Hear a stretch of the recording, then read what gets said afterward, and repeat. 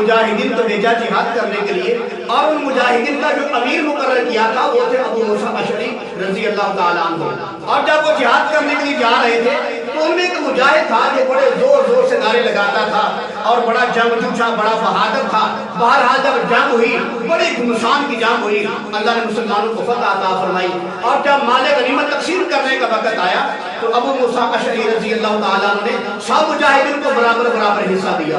اور وہ جو آدمی بڑا نعرے لگاتا تھا، بڑا جنگجو تھا، بڑا بہادر تھا، اس کو بھی مجاہدین کے برابر حصہ دیا۔ اور اس مجاہد نے لینے سے انکار کر دیا۔ اس نے کہا جناب میں تو بڑا زور سے نعرے لگاتا تھا، بڑا جنگجو ہوں، بڑا بہادر ہوں، میں نے بڑا ڈٹ کے مقابلہ کیا ہے، میں سارا مار لوں گا۔ ابو موسیٰ اشعری رضی اللہ تعالیٰ نے فرمایا بھائی ان سب کو برابر حصہ ملے گا؟ اس نے کہا نہیں نہیں، میں سارا حصہ میں لوں گا۔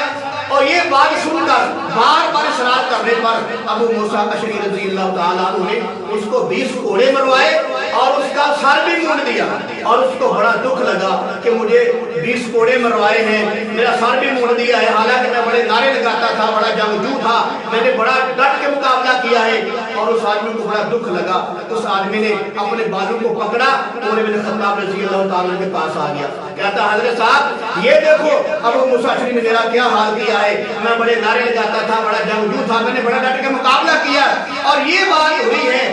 اس وجہ سے انہوں نے مجھے 20 کوڑے بھی مروائے ہیں اور میرا سر موڑ دیا، یہ دیکھو میرے بال ہیں۔ پھر اس آدمی نے کہا یا امیر المومنین اس سے بہتر تو یہ تھا کہ وہ مجھے آگ لگا کے جلا دیتا، اتنی اس نے میری بےزتی کی ہے۔ عمر بن خطاب رضی اللہ تعالیٰ عنہ نے جب اس آدمی کی بات کو سنا، اس کی بہادری کو سنا، تو عمر بن خطاب نے فرمایا یہ جو مال غنیمت جمع ہوا ہے، یہ سارے مال غنیمت سے مجھے اس آدمی سے بڑی محبت ہے جو بہادری کے ساتھ جہاد کرتا ہے، جو بڑا جنگجو ہے۔ لہذا عمر بن خطاب نے فرمایا یہ تو واقعی بڑا آپ کے ساتھ دکھی معاملہ ہوا ہے۔ عمر بن خطاب رضی اللہ تعالیٰ نے ایک خط لکھا، وہ جو خط تھا اس کے اندر یہ لکھا ہوا تھا، فرمایا کہ میں عمر بن خطاب ابو موسیٰ اشعری کو کہتا ہوں کہ ابو موسیٰ اشعری آپ نے مجاہد کے ساتھ انصاف نہیں کیا، آپ نے زیادتی کا معاملہ کیا ہے، لہذا اگر آپ نے یہ کوڑے عوام کے سامنے مروائے ہیں اور یہ جو ٹنڈ کروائی ہے عوام کے سامنے کروائی ہے، تو آپ عوام کے سامنے بیٹھو، یہ آدمی آپ سے بدلہ لے گا، اور اگر آپ نے یہ معاملہ اکیلے کیا ہے آپ اکیلے بیٹھو، یہ آدمی آپ سے بدلہ لے گا۔ جب خط وہاں پہنچا تو وہاں پہ جو مجاہد تھے ان میں سے کئی لوگ آگے یار ان کو معاف کر دو، بدلہ نہ لو، ہم سے بدلہ لے لو۔ تو وہ آدمی کہنے لگا نہیں نہیں بھائی میں بدلہ لے کر آؤں گا، یہ ابو موسیٰ اشعری کیا سمجھتے ہیں کہ میں اسے بدلہ نہیں لے سکتا، لہذا میں بدلہ لے کر آؤں گا۔ اتنے لوگوں کے سامنے مجھے کوڑے مروائے، میرے بال جو ہیں موڑ دیے۔ وہ بھی نبی کے سچے صحابی تھے،